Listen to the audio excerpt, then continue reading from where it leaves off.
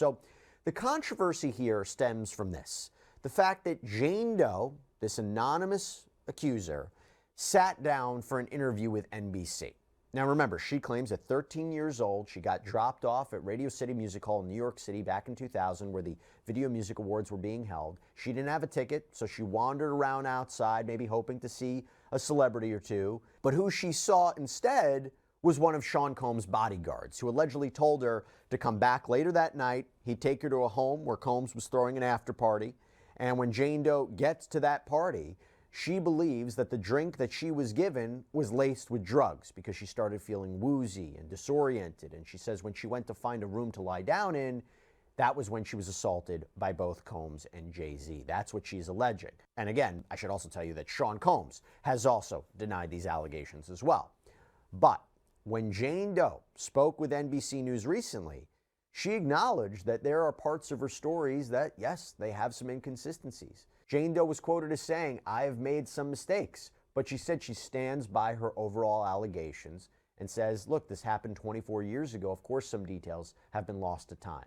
But here are some of the issues. Jane Doe says that after the alleged rapes, she was able to run away from the home, find this gas station where she was allowed to use the phone. She said she had called her dad to come pick her up. Problem there is her father told NBC News he didn't remember that, and that if he had come to pick her up, it would have been a 5-hour drive. On top of that, he apparently told NBC News that he never even heard of this alleged attack on his daughter until the reporters came asking questions. Jane Doe also claimed that she spoke to or saw Benji Madden at this VMA's after party. He, of course, is the lead guitarist for the rock band Good Charlotte. His representatives, though, told NBC News that he was in the Midwest on tour at the time. So with that coming out, Alex Spiro, who's Jay-Z's high-powered attorney, sent a letter to the judge calling the allegations a sham. Quote, she claims the assault took place at an after party at Mr. Combs' home, but photos that night show Mr. Combs and Mr. Carter at Lotus nightclub for the after party.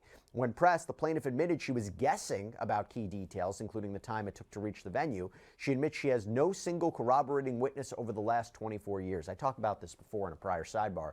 It is possible, if you take her allegations as true, that Jay-Z and Sean Combs maybe went to a few places in that after party, so we don't know when this other after party where she claims she was assaulted took place. But again, this is problematic for her, right? The fact that her father can't back it up, the fact that the Benji Madden incident, there was also an incident that she recalled a Jumbotron, but there's been evidence to suggest there wasn't a Jumbotron.